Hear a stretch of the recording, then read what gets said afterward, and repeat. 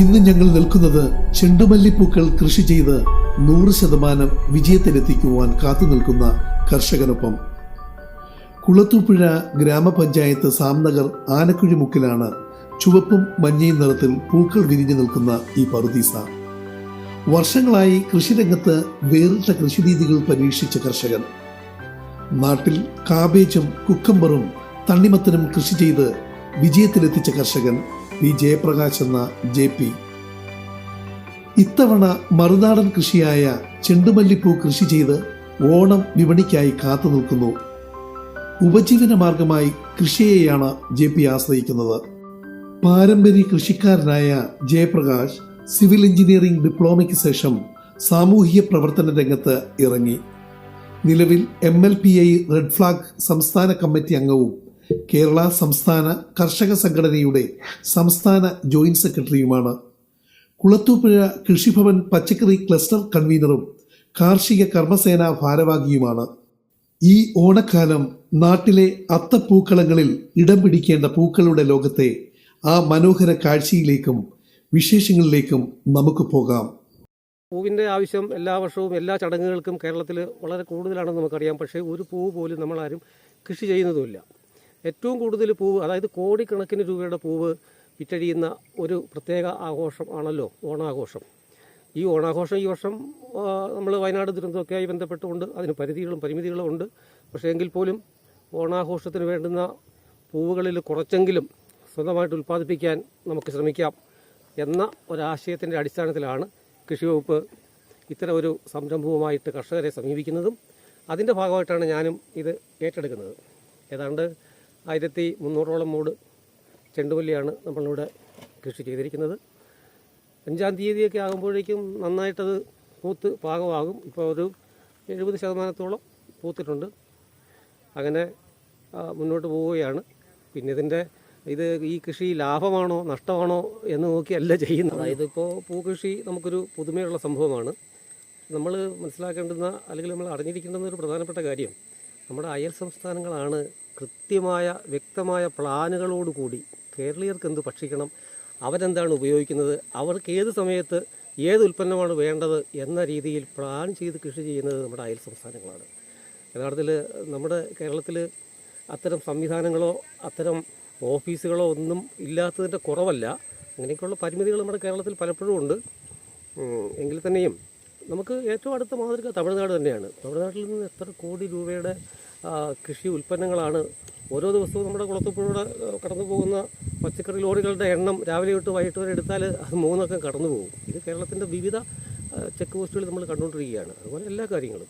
അപ്പോൾ കൃത്യമായൊരു പ്ലാനിങ്ങോടുകൂടി കർഷകരെ അതിൻ്റെ അടിസ്ഥാനപരമായ കാര്യങ്ങളിൽ, അതായത് ഇപ്പോൾ ഈ വന്യമൃഗശല്യങ്ങൾ, ഇപ്പോൾ തന്നെ ഞാനിവിടെ ഇത്രയും കൃഷി ചെയ്തു. ഇതുകൊണ്ട് കുറച്ച് സ്ഥലമേ ഉള്ളൂ. പക്ഷേ പന്നി കടിക്കഴിഞ്ഞാൽ ഇത് മൊത്തം കുത്തിമറിച്ച്, അതുപോലെ തെരുവ് നായ്ക്കൾ, വേസ്റ്റുകളുണ്ട് ഇവിടെ, തെരുവ് നായ്ക്കളും സുലഭമാണ്, മൊത്തം കുത്തിമറിച്ച് കൊണ്ടുപോകും. ഇത്രയും കെട്ടിമറച്ചാണ് നമ്മളിത് ചെയ്യുന്നത്. അപ്പോൾ ആ അർത്ഥത്തിൽ വ്യക്തമായൊരു പ്ലാനിങ്ങോടുകൂടി കർഷകനെ സഹായിക്കുന്ന നിലപാടുകളോടുകൂടി നമുക്ക് കൃഷി ചെയ്യാം. ഇതൊക്കെ പിന്നെ കുരങ്ങ് ശല്യം, പന്നി ശല്യം, കാട്ടാന ശല്യം ഒക്കെ ഉണ്ടെങ്കിലും കർഷകർ നമ്മുടെ കുളത്തൂപ്പുഴയിലും ഈ മലമ്പ്രദേശങ്ങളിലൊക്കെ കൃഷി ചെയ്യുന്നുണ്ട്. കൃഷി ചെയ്യുവാൻ താല്പര്യപ്പെടുന്ന കർഷകനെ സംബന്ധിച്ചിടത്തോളം അവന് മറ്റു മാർഗ്ഗമില്ല. അവനെല്ലാ വെല്ലുവിളികളെയും അതിജീവിച്ച് കൃഷി ചെയ്തുകൊണ്ടേയിരിക്കുകയാണ്.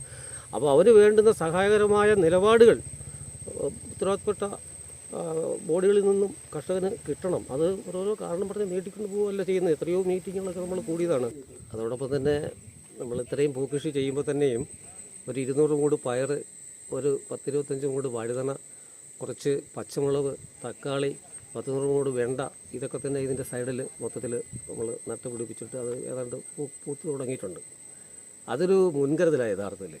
ഒരു പക്ഷേ ഒരു വലിയ മഴ വന്നു, ഒരു കാറ്റടിച്ചു, പൂവിൻ്റെ ചെടിയും ഒക്കെ നിലം പറ്റി കഴിഞ്ഞാലും നമുക്ക് ഒരാശ്വാസത്തിന് വിളവെടുക്കാൻ അത്രയും ജൈവ രീതിയിലുള്ള പച്ചക്കറിയാണ്. നമ്മുടെ ആവശ്യം കഴിഞ്ഞാൽ അയൽക്കാർക്ക് കൊടുക്കാം, വിപണികളിൽ കൊടുത്ത് അതിൻ്റെ നല്ല വില കിട്ടും. ഈ വർഷം പച്ചക്കറിക്കൊക്കെ വലിയ വിലയായിരുന്നല്ലോ. അപ്പോൾ ആ അർത്ഥത്തിൽ ഒരു വിള മാത്രമല്ല, ഒരു വിള നമ്മൾ ചെയ്യുമ്പോൾ തന്നെയും അതിനനുബന്ധമായിട്ട് ഒന്നിലധികം വിളകൾ കൂടി ചെയ്യുക എന്നുള്ളതാണ്. ഒരു പക്ഷേ ഒരു ഐറ്റത്തിന് വില കുറഞ്ഞാൽ തന്നെ നമുക്ക് എന്ത് ചെയ്യാം, മറ്റൊരു വിളയിൽ നിന്ന് നമുക്ക് ആത്മഹത്യയിൽ നിന്ന് ഒഴിവാവാം. സാധാരണ നടക്കുന്നിങ്ങനെ ഒരു വിള മൊത്തത്തിൽ നശിച്ചു പോകുമ്പോഴത്തേക്ക് പിന്നെ മറ്റു മാർഗ്ഗമില്ല. അപ്പോൾ ഒരു 3-4 വിളകൾ ഇടവിളകളായിട്ടും ഒരു സമ്മിശ്ര രീതിയിൽ ചെയ്താൽ കർഷകന് ഏറെക്കുറെയൊക്കെ പിടിച്ചു നിൽക്കാം. പിന്നെ ഇപ്പോൾ എല്ലാ കാർഷിക ഐറ്റങ്ങൾക്കും ഈ വർഷമൊക്കെ നല്ല വിലയായിരുന്നു. പിന്നെ നമ്മുടെ കാലാവസ്ഥാ വ്യതിയാനം കൊണ്ട് പലപ്പോഴും നമുക്ക് ചില കൃഷികൾ മാറ്റി വയ്ക്കേണ്ടിയൊക്കെ വന്നേക്കാം. അത്രയും വലിയ വെല്ലുവിളികൾ സ്വീകരിച്ചുകൊണ്ട് വെള്ളം നനയ്ക്കാനും ഈ കാട്ടുമൃഗങ്ങളുടെയും മറ്റുമൊക്കെ ശല്യമൊക്കെ അതിജീവിച്ച് പോകാൻ എല്ലാവരെ കൊണ്ടും കഴിയണമെന്നില്ല. പിന്നെ ഒരു പ്രതീക്ഷയോടുകൂടി ആത്മാർത്ഥമായിട്ട് നമ്മൾ നിൽക്കുന്നു. നമ്മൾ ഇത്രയും അത്ര വലിയ തോതിലല്ലെങ്കിൽ തന്നെയും അഞ്ചൽ ബ്ലോക്കിൽ സാമാന്യം ഭേദപ്പെട്ട രീതിയിലാണ് നമ്മൾ ചെയ്തിരിക്കുന്നത്. അപ്പോൾ യഥാർത്ഥത്തിലൊരു ആകാംക്ഷയുണ്ട്. ഓണത്തിൻ്റെ വിപണിയിൽ നമുക്ക് ഒരു ചെറിയ പ്രദേശത്ത് പോലും കൊടുക്കാനുള്ള പൂവ് നമ്മുടെ കയ്യിലില്ല എങ്കിൽ പോലും ഇതെങ്കിലും കൃത്യമായി നമുക്കൊരു വില കിട്ടത്തക്ക രീതിയിൽ, ഇപ്പോൾ തമിഴ്നാട്ടിൽ നിന്ന് വരുന്ന പൂവിൻ്റെ 10 രൂപ കുറച്ച് കിട്ടിയാലും മതി നമുക്ക്.